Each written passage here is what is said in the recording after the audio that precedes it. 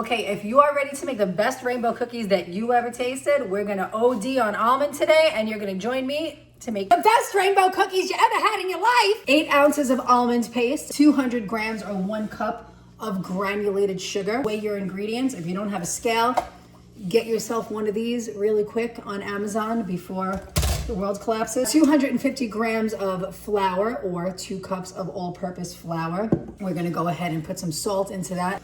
This is actually a double batch, so there's a little more here. Almond extract. Now, my rainbow cookies, okay, if you're a normal human being, put 1 teaspoon of almond extract. I am not a normal human being. I do 9 teaspoons of almond extract, which is why my rainbow cookies are amazing for people who really like almonds. Eggs. This is like the movie Twins, okay? Weigh your eggs if you want to have consistent results. If you don't give a shirt, then don't weigh your eggs. I don't care. Red and green food dye or whatever color you want. When I say dye, I mean the natural shit. That is not gonna kill you. When you can, if you can afford it, please try to buy everything organic. The glyphosate is killing us. Butter, 2.5 sticks of butter. Grass-fed butter when you can. We can't eat grass, so when we eat grass-fed butter, we get those nutrients. Moving right along. First thing that we're gonna do is we are gonna take this egg white and we're gonna pop it in here.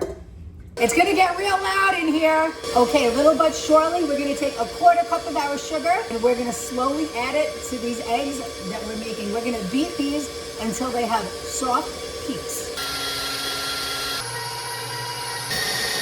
And then you're gonna transfer it to another bowl. So the next thing we're gonna do, crumble the almond paste into our bowl. Now the goal with this almond paste is we want to get it fine like sands. I make my own almond paste. I actually get whole almonds. I give them a light toast and I mill it down. Then I mix those with powdered sugar and honey. You could buy it at the store, but I'm not a big fan of buying, the least amount I could buy at the store is what I actually buy at the store. I'm not a big fan of the store. I feel like a lot of things are lost art and we are so dependent on the system for everything that it is absolutely insane. I would rather go to a local guy who grows nuts and I'd rather get his nuts. I'll mill your nuts, turn them into a fine powder, and then I'm gonna mix them with sugar and make them nice. And then we have almond paste. We need to get out of the matrix, man. We're turning this on and the goal is to get this to look like sand. Okay, so it's gonna crumble more with the paddle attachment. We want this broken up really well. Okay, now this is when we add the rest of our sugar because this is gonna get those almond crumbles like really fine. The goal is sand. We want this to look as close to sand as we can. We're gonna pulverize that shit. You see how that's getting fine like your mama? No, I'm just kidding.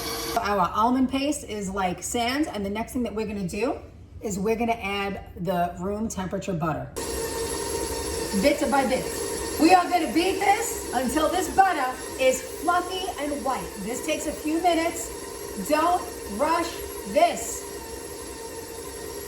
You need those fluffy white bubbles beaten in so that you get little air in your cake. Because a rainbow cookie is like a cake. And if you notice, there's no baking soda or baking powder in this recipe. So it's all about the air bubbles, baby. We're gonna take a look at what this butter looks like beforehand. And then we're gonna take a little bit of a look at after in a second to show you what it should look like. Okay, while you're whipping your butter, you're definitely gonna have to scrape down the sides because that almond paste sticks. We're not half-assing this. There ain't no room for halfway crook. There used to be this guy that lived on my block on Avenue Z in Brooklyn. He would smoke diesel all day and he'd go around and be like, do it right. I mean, he wasn't doing it right, but he was onto something. Fluffy, fluffy, fluffy. Oh, that butter's getting so fluffy. Okay, now that we have a fluff fest going on in our butter, we are gonna add more fat because fat makes the cookie rich. We're gonna put in our egg yolks. Where the mutton is nice and lean. If you never saw that movie, don't worry, I'm not putting mutton in the cookies. And now my favorite part of the rainbow cookie is when I get to overdose on almond extract. I used to drink the almond extract. We don't do that anymore. Okay, now we're gonna reduce the speed to low and we're gonna add the flour. And you're gonna mix this until it just combines. Don't forget to scrape your bowl. Okay, now that that flour is well incorporated, we are gonna move it to our egg whites. We're gonna fold it in gently. And while we do this, I just want to rant and rave a little bit because, back in the day, and I'm talking about back in the day, like the 18th century, early 1700s. So you would have people living in their villages, and you would have landlords might own the property, or maybe you owned your property and lived it and worked it. But communities would have these basically just land. It was just land that they shared, that they would farm. They would let their animals graze on it. And animals grazing the land, that feeds the land. Then the land feeds us. And this concept of every single inch of the world wasn't owned by someone, okay? And don't get me wrong, I'm not against owning private property. I'm not a communist. But this concept that like every single thing that God gave us is owned by somebody, yeah, we're in the matrix, bro. So what happened was there was this thing called the Enclosure Act, and this happened in England in the 18th century. And basically Parliament decided that every single shred of land should be going to wealthy landlords. And they basically pushed all the villagers, all the regular people, that they weren't allowed to use the land that God gave them. See, we have this idea that, we have these inherent God-given freedoms. Okay, we're told we have freedom, and then while we're being told we have freedom, all the freedom is taken away. So, I think that there is a lot more that's God-given, and they give us just enough to keep us from, essentially storming the castle. So anyway, basically what Parliament did is that it took this land away by force, okay, enforced by the government, and it gave it to wealthy landlords. And then all of these villagers, they were forced more to cities. They had to now start working the land for low wages when they used to just be able to eat from it. And basically this started forcing people into the cities, and then the Industrial Revolution happened, okay? So now the Matrix is fully taking over. Whose idea was that, and why did we go along with it?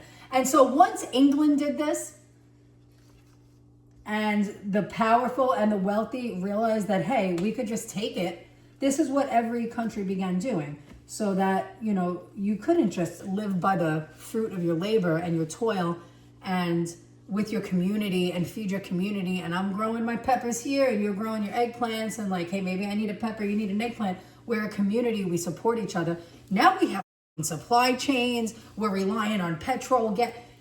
Fuck that. I do what I can, I do my best. I'm part of a farm co-op. I buy all my bread from the sourdough girl. I'm not going to the store to get to Whole Foods to pay. I'd rather pay her money and eat less bread, to be honest. I want this girl to make a living. The way we live is sick. And here's the problem when you're supporting your local businesses, sometimes these small businesses. When they're buying from the restaurant supply chain store, come on, I don't care. It's in a tub. You're poisoning me. You're poisoning me, and you're sold out, and you got to go. And now I'm going to go buy it from the girl in her fucking kitchen. So anyway, I just wanted to tell you guys about that because, these are some of the things that grind my gears. I mean, this is called eat, make, think, because we got to think. We take everything for granted. We don't think about anything. All right, you see this? This is gorgeous. This is beautiful.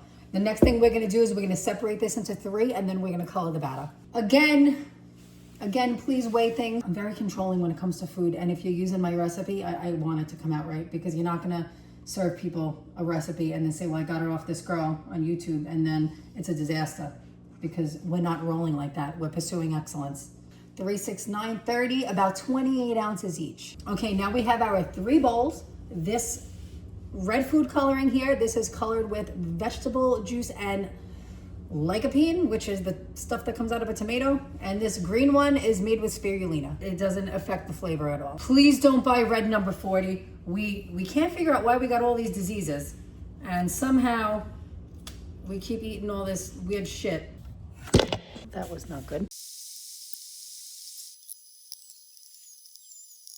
Okay, so now we have our 3 bowls set up with our 3 different batters. We have red, we have green, and we have white. You can use any colors you want. These are the colors of the Italian flag. This is a cookie that was made by the Italian Americans when they first came to America, because they were missing that almond flavor. I was watching an Instagram reel about rainbow cookies, and this guy was testing out all these rainbow cookies, and he got to one cookie that wasn't fluorescent red and fluorescent green, and he said they didn't look right. That was probably the one bakery that wasn't poisoning him. Okay, next we're gonna come back. We're gonna line our pans with parchment paper, pop on this oven, and we're gonna get these bad boys in. I lost my butter.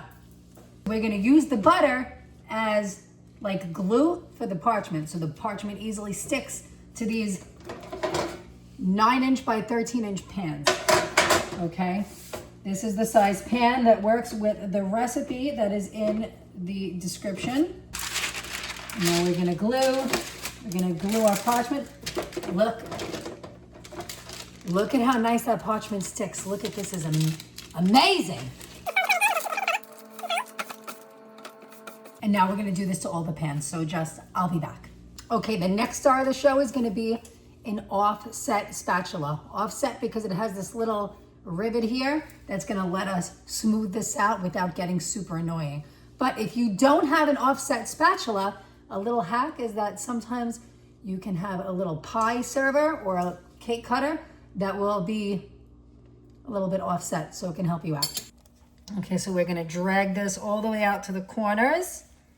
And now you'll see why this offset spatula is gonna come in super handy.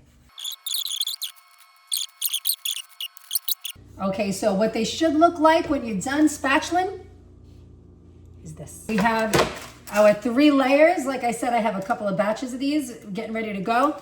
Our oven is preheated to 350 degrees. And then what we're gonna do is we're gonna pop these in for 8 to 10 minutes at 350. And the magic of TV is gonna have us be finished in a second. Okay, now we baked those for about 10 minutes at 350 and we let them fully cool. They have to be fully cool because you don't want the cake to melt your jam. Okay, so now here's what they look like. We have green, red, white. Now the green and the red aren't bright fluorescent because we're not dealing with dyes that are gonna kill you. If we're going for a traditional rainbow cookie or a 7-layer cookie, we're gonna start with the green at the bottom, okay? And before I show you that, now we're gonna have our jam. This jam, I make this jam homemade. It's homemade raspberry jam. I incorporate cranberries into it. It's a really bright flavor. If you don't wanna make your jam homemade, it's a pastry jam. I would use this in a pinch. Okay, Crofters, it's organic, it's all natural, it's organic cane sugar. And what we're gonna do now is we're gonna spread that jam with our offset spatula onto the green layer. We're gonna start with the jam. Now the temptation is gonna be to put so much jam that it's gonna be a disaster. Be generous but reasonable with the jam. Okay, now the next thing we're gonna do is we're gonna place a pan on top of this and wrap it in parchment paper, or parchment then pan, okay? We have to squish these.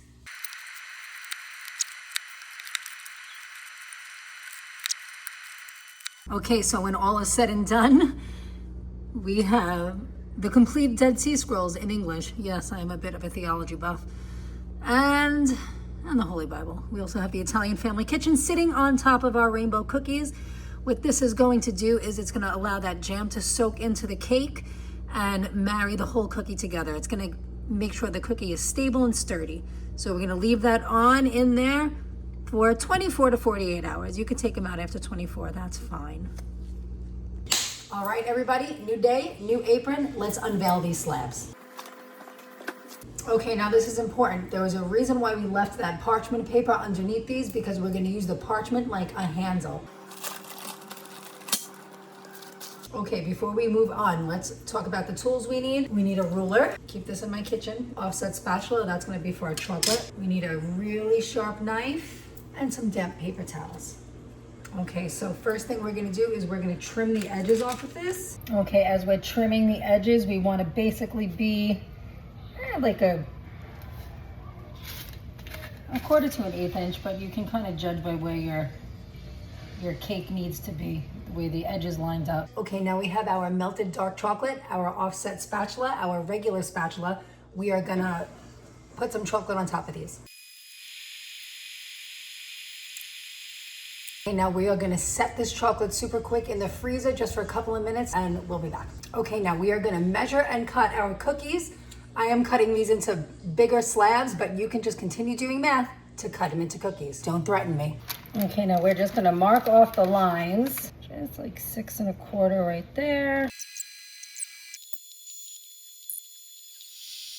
Okay, now you can keep cutting these into smaller cookies. I actually sell these by the slab, so I'm just gonna leave them this size. A shameless plug, if you live in the state of Florida and you want me to make these for you, I will make them, I will ship them to your door. Just check it out at rockabellpies.com or whatever. Buy one of my books. I'm an author, I'm a musician, I do all the things. This is why it's called Eat, Make, Think, because that's what I do. I think and I eat and I make. Ciao.